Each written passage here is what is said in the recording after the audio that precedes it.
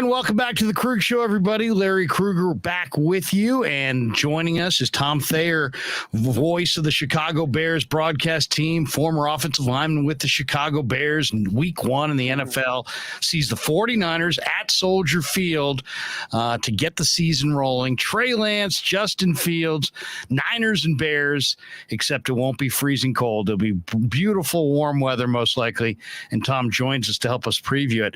Tom, good to see you, and thanks for a few minutes. And let's get right into it. I mean, what have you thought of the new look Bears, who have a new general manager, a new head coach, kind of a new direction? How have they looked this summer?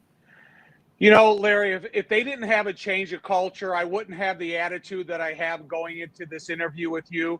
But what Matt Eberflus and Ryan Poles, in combination with each other, have brought together throughout training camp, it's been a change of culture, a change of ideology, a change of what the Bears are supposed to be able to accomplish in their first year. Luke Getsy brought aboard as the new offensive coordinator is a great combination with Alan Williams, the new defensive coordinator.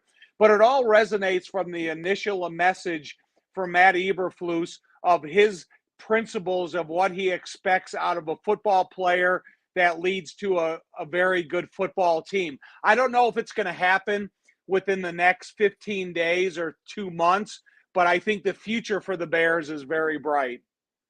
What do you think of Justin Fields so far? I mean, to me, one of the most pretty passes that he threw all of last year was a touchdown pass against the 49ers. Just an absolute perfect pass into the end zone by Fields, I think, on the run. What did you think of him last year? How's he look different this summer? You know, last year the offense was not designed for Justin Fields. They thought it was going to be an offense designed for Andy Dalton and Nick Foles through the eyes of Matt Nagy. So now when they brought the old regime out and they brought in the new regime, Luke Getsy, the former offensive coach for the Green Bay Packers, brought along an offense that he thinks best fits the traits and the skill set of Justin Fields. And the development from OTAs all the way through the end of training camp has changed enormously. There were a lot of question marks through all of OTAs. What is happening with Justin Fields? Is this offense going to fit him best? And then when you saw the final example of opportunity in the Cleveland game, you really saw that relationship of Luke Getsy and Justin Fields coming together. And, Luke Getsy is a sideline offensive coordinator that has eye contact with Justin Fields, that knows what Justin Fields does best according to this offense. This isn't a one-man show. This is about how Justin Fields can complement David Montgomery and the running backs, Cole Kmet in the tight ends, Darnell Mooney in the wide receivers, and then ultimately, how can you put together an offensive line that can provide for everything? So I think what they saw in Cleveland is kind of a snippet of what this offense can ultimately accomplish in the long run. So I do like the development of Justin Fields, and it's as much as the relationship with Luke Getsy and Justin that have really, kind of put together a picture and a package for us as Bear fans and Bears broadcasters that see what this offense and this team can be. What do you think of the young offensive line? I was so impressed on draft day when they showed the footage of Braxton Jones and his highlights, and I thought, man, that was really a terrific pick. I haven't seen the Bears this summer, but I love the potential of Braxton Jones, and I liked Tevin Jenkins coming out of Oklahoma State. I mean, I thought some of the footage on him was incredible. This guy would just block beyond the whistle. He could just absolutely bury people, but they tried him at tackle. It seemed like it didn't work. They moved him to guard. They've also picked up Alex Leatherwood off waivers right at the cut down from the Raiders, who was kind of a failed number one, but the Bears didn't make that investment. They're getting a pretty athletic player for very cheap. How do you see the offensive line coming together? What is Jenkins' issue from your vantage point? Tevin Jenkins was anointed that he's going to be a legitimate starting left tackle in the NFL, which is probably the most difficult position to play. And I think it was a little bit unfair rather than seeing where he fit best. And let's put a lot of complimentary remarks to Chris Morgan, the new offensive line coach, because he's the guy that played everybody everywhere, gave them reps up and down the line of scrimmage. And they kind of realized early that Braxton Jones was the guy that could probably fit at the left tackle position, athletically, length, working alongside a veteran like Cody Whitehair the best. And then Tevin Jenkins, he's the guy that needed to come here and convince the staff, Ryan Poles, Matt Eberflus, Chris Morgan, the offensive line coach, that he had the skills to play offensive line. But where was it going to happen? So it didn't fit at right tackle. It didn't fit at left tackle. Okay, let's insert him at right guard. And what you're talking about, Larry, is what he put on display.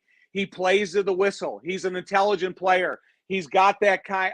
I was an offensive guard my whole career. He's got that kind of minimal amount of space to take care of, and in the determination and the strength and the finish and everything he showed. So I think they put together a solid offensive line. They did have an injury to Lucas Patrick, who they brought here to play center. Luckily, they kept Sam Mustipher, who was playing guard, but he's really a starting center in the NFL.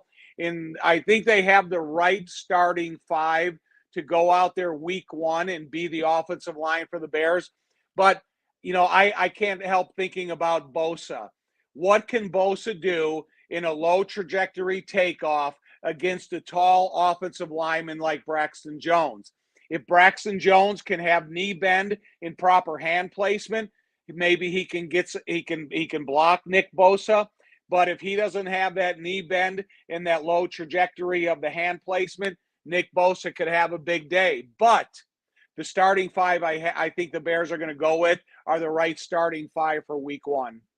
What do you think of the receivers? I really loved Velus Jones at Tennessee. He's an older player. He started at USC, he transferred to Tennessee, got his master's, ran in the 4.3s. And I thought Mooney last year, if there was one thing that you could see clearly from afar, Tom, it was Justin Fields had a rapport with Darnell Mooney, and it seemed like that's continued this summer. How's Mooney looked? He's clearly the number one receiver here. And also, has Velus Jones shown anything? Is he emerging, or is he still a depth piece at this point? You know, I think the on offense, the most confusing position for the offense is the receiver position, because they've had injuries to Pringle. They've had injury to Velus Jones. They've had injuries up and down that specific position. The only guys that have been healthy so far has been Darnell Mooney and EQ St. Brown that they brought aboard from the Green Bay Packers. So to me, when I go into week one against the 49ers, it's probably the position on the offensive side of the ball that I know least about. However, everything that Darnell Mooney has been able to do throughout his first year and what he wants to accomplish his second year is off the charts. He has a great rapport and a work relationship with Justin Fields. They're the type of guys that on a Wednesday during the offseason, they'll be in the indoor facility throwing passes to each other when, you know, most guys are out looking at the next fun club to go to, or, you know, how to pass their social time. So I love Darnell Mooney, and I think the guy, even though he may be considered a little undersized, he has a chance to be a plus 1,000-yard receiver every year. What do you think of the Bear front? I mean, I know there's a lot of new faces there. No more Eddie Goldman, no more Akeem Hicks. Robert Quinn is still a prolific edge rusher, and he's still there. I really liked what I saw out of the kid from Ohio, Dominic Robinson, in the lead up to the draft. But it's a totally kind of remade off a defensive front for Matt Eberflus, who's got a defensive reputation, and that's his strength of that side of the ball. How's that front look? Because the rest of the back seven to me looks improved, but that front line could determine quite a bit. Well, you know, you think of Robert Quinn and Nick Bosa, they kind of got similarities. They have great traits as a pass rusher, difficult for any offensive tackle to go against. So I think those guys will kind of be a wash. Justin Jones at the three technique defensive tackle, he's going to be the type of guy that has to have an impact for this defense if it has to run accordingly to how Matt Eberflus sees it. Angelo Blackson on the nose, the center position, I think has a really good instincts, and he has a solid understanding of how you play that interior position and how to absorb multiple blockers. The guy that I really like that they brought in here from Indianapolis, Al-Quadin Muhammad. He has a great understanding of all of his defensive line responsibilities. Ball run at him, ball run away, bootleg towards him, bootleg away, play action at him. And so I think that Al-Quadin Muhammad and Robert Quinn really complement each other on the edges very well. So I know it's a rotating position. You better have 6 or 7 defensive linemen to rotate in order to have a solid defensive line. I like what Dominique Robinson has been showing, but the key ingredient is going to be Trevis Gibson. He's going to be the guy that has to go from a defensive end to an outside linebacker back to a defensive end, and he's going to have to be able to have really important reps to help the rotation of that defensive end position. Tom Thayer with us as we get you ready for Niners and Bears. I got to get a couple more in before we let you go. Roquan Smith, what's going on here? I mean, this is one of the best defensive players in the game, and I know there's a cap and there's demands and this and that, but man, I mean, Chicago Bears are an organization synonymous with this position. Dick Butkus, Mike Singletary, and Roquan as a weak side backer has just got unbelievable range and pursuit ability. Can they not get on the same page? Is it simply they don't want to pay him? What's his mindset coming into this season? I think the Bears want to pay him, but when you have a player that's coming in and representing himself, it's kind of a weird anomaly that you have in negotiating a fair agreement for you in contract. You elevate what you think your worth is, but now you have to listen to all the negative criticism to get somewhere in the middle of that salary that is going to best fit Roquan. Ryan Poles went to the podium the other day and says he wants him to be here. I think every Bears fan, everybody in the linebacker history of the NFL and the Chicago Bears, they want to see him here. But they want to see how Roquan Smith fits in the will linebacker position, i.e. Lance Briggs of the Lovie Smith era, and to see how he flows in that position. If he comes out here and he has the amount of tackles that's expected of him in that position, then they're going to pay him. But Roquan Smith, as he said, I'm betting on myself. I love Roquan Smith, as all the fans do, and I hope he earns the opportunity to make an enormous amount of money. Couple last ones before we let you go, and I really appreciate your time, Tom.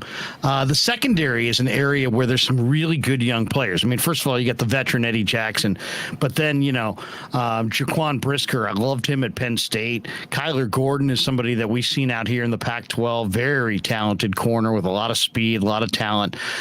There's some, and of course, Jalen Johnson has kind of established himself as one of the bright young corners in the game today. How's that secondary looking to you? How did it look in the preseason? What's funny is we're sitting here, we talk about 2 rookies when you talk about Kyler Gordon and Jaquan Brisker. My biggest question mark is with Eddie Jackson, because we've been introduced as Eddie Jackson as a playmaker, as a turnover machine, as a guy that gets in the mix of plays and ends up with the ball somehow. But in the last couple of years, he hasn't played as physical as what we think safety should play like here in Chicago. He hasn't been the turnover machine that we got to know at one time. I like Jaquan Brisker and I like Kyler Gordon, and I think they're going to be legitimate starters immediately in the NFL.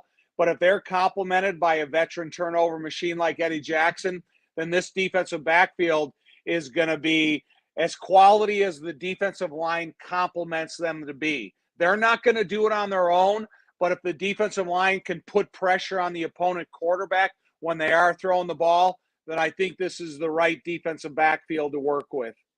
What's your big concern coming into the year? Give me a path to victory in week 1 for the Bears. The timing and tempo of Justin Fields. If he sees this offense, how Luke Getsy is calling the plays, then I think we're going to see a playmaker at quarterback that has elusiveness that can extend the pocket, unlike a lot of other quarterbacks that the Bears have ever had within this franchise. If he's slow to throw the ball, slow to recognize the open receiver, holds on to the ball, can't avoid the rush, then I think that it's an offense that's going to have some tough times ahead. And lastly, I got to ask you, because, you played offensive line. It was a great team. Jimbo Covert, Bortz, yourself, Hilgenberg. Who's the fifth offensive lineman? Van Horn. What a group. And not only that, I mean, you could probably tell stories for days about practicing against Hampton and McMichael and Dent, who we saw here in San Francisco at the end of his career, and he was still dominant. It was amazing. Not to mention the Fridge, Tim Ryan, who's on the broadcast team. You probably remember Tim Ryan. Yeah, T-Rock. Talk a little bit about what it was like, Tom, facing Buddy's defense in practice. We're talking about, for some of the younger fans, I don't think they really get it. There was the 85 Bears offenses went backwards against that front. They were schematically before their time. It probably led to the 3-step drop and the whole, zone passing game. But what's your view of that 85 Bears and what it was like for you day after day and your offensive line mates blocking, which I think everybody would say was maybe the most ferocious front in the history of the game? My first camp to go with the group of guys, we went 22 straight days of doubles, full pads every practice, and conditioning after every practice. And the thing I remember most is the confrontation between Mike Ditka and Buddy Ryan. They would stand on the opposite side of the ball. Buddy Ryan would support his defense. Ditka would support his offense. And those guys would verbally go at it while we were physically going at it. And I really do think that developed that attitude that we took to the playing field every Sunday, because it transferred for what was expected of us in practice that we brought to the game field with us on Sunday. Last one too. To me, I'm a former scout. I used to scout football players, so I feel like I always want to shout out the scouts.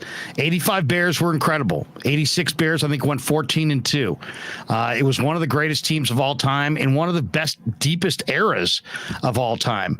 And the guy, people talk about Buddy. People talk about Ditka.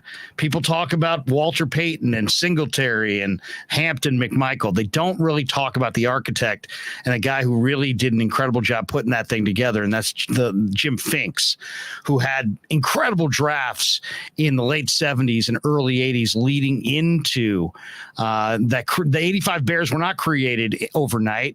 It was about a series of drafts. And to me, Jim Finks really was a genius personnel guy. Give me your thoughts on Jim Finks and how he put together that team. And now the Bears are going to Ryan Poles, and he's another. I'm not saying he's Jim Finks. I don't want to hang that on him, but he's a very highly thought of young executive personnel evaluator, and a lot of people really liked his first draft.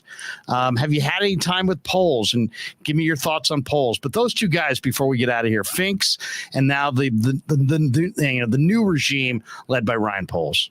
One of the greatest honors of my career was I was drafted by Jim Finks. I was honored that he evaluated me enough at Notre Dame that he felt that I could come into the Chicago Bears and help those guys get to the point where they needed to get. When I look at Jim Finks and what he was able to accomplish and the other players that I played with on that football team that Jim Finks went and picked, it's undeniably one of the greatest rosters in NFL history. But I'm really admire and every single time I listen to Ryan Poles go to the podium and he answers questions off the cuff. He's not prepared. He doesn't know what the people are going to ask him.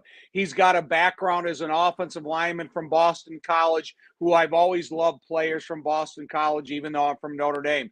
I think this guy is so in tune with what you have to bring aboard in order to put together a roster of a team that, first of all, you have to win the division. And that's what the Bears have to set their sights on. But ultimately, when you win the division, it gives you an opportunity to win the Super Bowl. And I think Ryan Poles is going to be the next general manager of the Bears that puts these guys in position to win a Super Bowl. Hey, Tom, it was a pleasure watching you in your career, and I followed your broadcast career for years. You do a great job. Have a tremendous call on the game. Thanks for giving us a little preview, and man, it's really a pleasure to talk to you. I've talked to you before when I was doing stuff on Sirius XM, but I really do appreciate you, and I'll let you go. I'm going to continue the broadcast and pay the bills and talk to some of these people in the chat, but I appreciate you stopping by, and have a phenomenal year on the mic, and good luck to the Bears and all the good people in Chicago. Larry, thanks for having me. I appreciate it. The great Tom Thayer stopping by on the Krueg Show. All right, that was cool. That was cool, and Tom is phenomenal, and I think he gave us a tremendous preview right there of the Chicago Bears. Now, a couple things I want to mention. We got some people in the chat that I definitely want to shout out. There's a lot of people who want to get in on talking about, first Eric just says, "Da Bears." There you go. Rick says the Niners are stacked this year. Can't wait for the season. Avtar Singh says incredible knowledge is being dropped by the great Larry the Legend. I don't know about incredible knowledge. We're talking about the 85 Bears, one of the greatest teams of all time. And Master Spin 77 says Super Bowl Shuffle. How about this, folks? They cut the Super Bowl Shuffle in week 8. Could you imagine the uprising, the outroar, the Twitter outrage, coast to coast and around the world, if an NFL team, I don't care if they were 8-0, if you threw out a video saying, well, first of all, what's a video?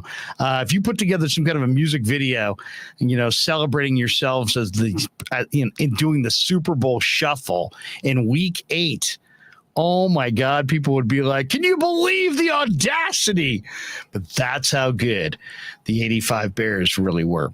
All right, we'll come back with after a few words from our sponsors right now on the Krueg Show. Larry Krueger here for Telmetrics. Thanks to Casey Bateman and the good people at Telmetrics. If you're an occupational therapist, if you're an orthopedic surgeon, a chiropractor, a physical therapist of any kind, Telmetrics is designed for you to use in your practice and will greatly benefit your patients. Telmetrics uses computer vision and artificial intelligence and provides a platform for outpatient rehab therapy services, both in the clinical and the telehealth environments. So using Telmetrics can improve your patient's experience and much more. So for all your sports injury needs, or if you're a physical rehabilitation specialist of any kind, make sure you use telmetrics.co, Telmetrix.co. And thanks to Casey Bateman and all the good people at Telmetrics for being a proud sponsor of the Krueg. I'd like to thank our sponsor, Dan Coach Emilio. Dan is a buddy, and he is a phenomenal retirement planning specialist. And you can contact him today at securemoney.com or at his number 925-628-9966. There's a lot of uncertainty in our world right now, and you want to make sure that your money is secure. That is the key. Danny's got 25 years of experience, born and raised right here in the Bay Area, and he can help you get an immediate 10% premium bonus on your principal retirement account. So give him a call, 925-628-9966. He'll make an appointment with you, and you can sit down. It's not a one-size-fits-all kind of a deal. He'll consult with you and come up with a strategy to get you going to where you want to be. Once again, 925-628-9966, securemoney.com on the web.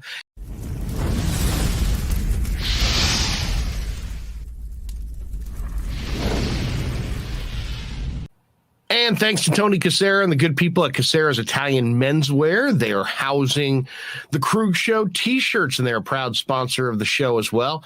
The Krueg Show t-shirt, the Krueg Show podcast t-shirt is available there at their store in Dublin. Their address is 7372 San Ramon Road in Dublin, California.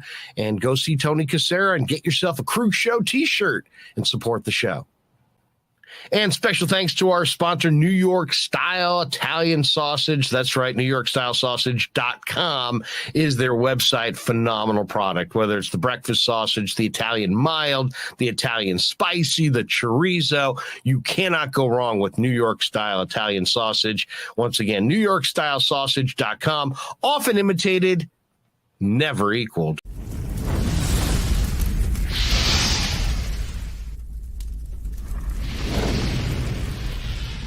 We grew up with a Sunday dinner. That means no matter how busy you were, no matter where the hell you were, you came to dinner on a Sunday night. Yeah, Sunday dinner without sausage, it's like a church without God. You know, how can you go to church if you don't believe in God? You know, and along with the sausage also became the discussions. That was discussion night. You know, it wasn't a typical family that you sit there and you're quiet, you know, and you don't talk with a mouthful. Oh no, man. Italians talk when they're eating. Italians even talk when they're sleeping. And definitely we talk with our hands. So if we can't express it through our mouth, through our lips, we express it with our hands. So, and that's what sausage is, really. It's an expression, you know, that life is good.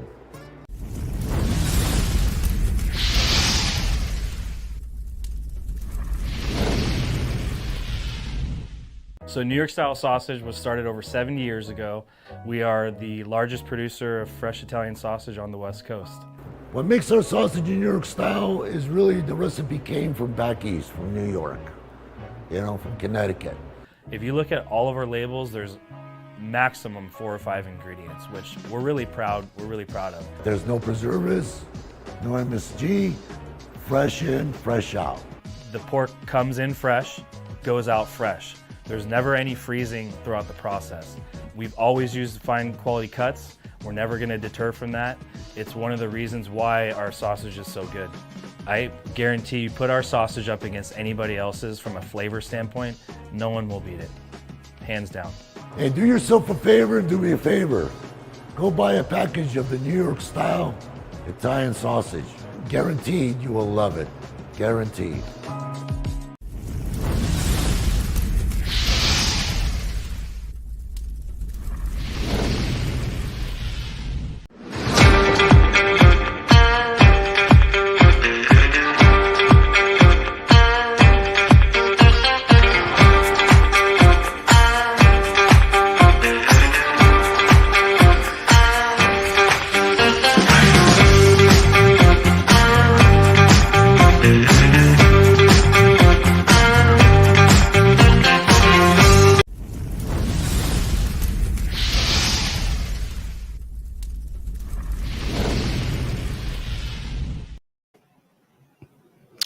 All right, welcome back to the Krueg Show. We have a brand new sponsor on the show, and it is mybookie.com. That's right, mybookie.com.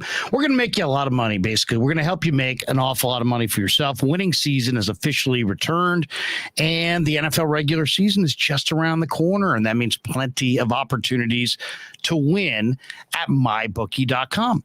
So if you're a regular on this show, whether you're a seasoned bettor or a first-timer, MyBookie is going to help you get the most for your money with the double deposit bonus up to $1,000 back. That's right. To claim your bonus, all you got to do is sign up and use the promo code Larry K. Once again, that's promo code Larry K, LARRYK, on your first deposit, and you'll instantly double your money with MyBookie.com. It's really simple. So you deposit $250, puts $500 in your account, and you can use those funds as you see fit to bet on as many games as you want, individual games, contests, as many as you want, as many or as few as you want. You can bet on team win totals. You can predict the Super Bowl winner. You can use the MyBookie prop builder to give yourself the edge that you need to secure the bag, as they say. So bet anything, anytime, anywhere with MyBookie.com. And remember, type in that promo code Larry K, and they will double your money. You put in for $250, you will have $500 to bet. So MyBookie.com, promo code Larry K. Once again, check that out, MyBookie.com. And look at that little design there. They sent us the MyBookie design. That's really nice. Really enjoy MyBookie.com, and you can make some money. Me and Danny will talk more about that in the post game tonight. Now, what's going on tonight? We're going to do a little Giants post game after Giants Phils. Game 1 starting a little bit later on tonight down at 3rd and King. So the Giants and the Phillies go tonight. First of the weekend series with Labor Day weekend here. And we'll be on. Danny and I will be on after. Rye went on a little vacation to Santa Fe, so he is out tonight. but the great Dan Coach Emilio and myself will join you in the post game after Giants Phils. All right, a couple more rolls through the chat. Estrada says Bears win at 24-21 because Trey's starting. He's blaming it on Trey. Porky Cheese says 23-6 Niners. 23-6 Niners. We got this question. Who will have more rushing touchdowns, Debo or Trey Lance? This season, I would probably say Trey Lance. Master Spin 77 says 10-3 Niners. Wow. That's definitely kind of a low scoring prediction. You're expecting a defensive struggle. Mario says Niners win at 24-13 over the Bears. I do think 49ers, I think I agree with Mario on this one. I kind of see that kind of a score. Maybe not 24, maybe 21-10, something like that. Maybe 21-14. Maybe 24-14, something like that. I think the 49ers will win. I think they'll probably cover that number. But also, I think the Bears are better at home than they are on the road. But this is a new Bears regime. It's coming together slowly. They're shuffling their offensive line. And here comes a truly dominant defensive line. Bosa, Ebukam, Armstead, Kinlaw. These guys on paper have the ability to dominate even the best offensive lines, and the Bears are not one of the best offensive lines. So I would say I like the Niners, not by a super low score, but it's not going to be high scoring either. It's going to be 24-10, 27-10. I could see maybe on the high end, maybe 21-10. I think the 49ers will not have an offensive bonanza, but I think their defense will absolutely set the tone. All right, that does it for the live stream. Hope you enjoyed Tom Thayer. Tom Thayer, longtime Chicago Bear offensive lineman, and really does a great job on the Bears broadcast. And hope you enjoyed some of that conversation. As I said before, join us after Giants baseball for another edition, a little post-game edition of the Krueg Show. Yeah, never met a man I've been scared of. Careful, you gon' get exactly what you asked for. Here for whatever you bring me, getting handled. I answer to no one, I don't need to hassle. Yeah.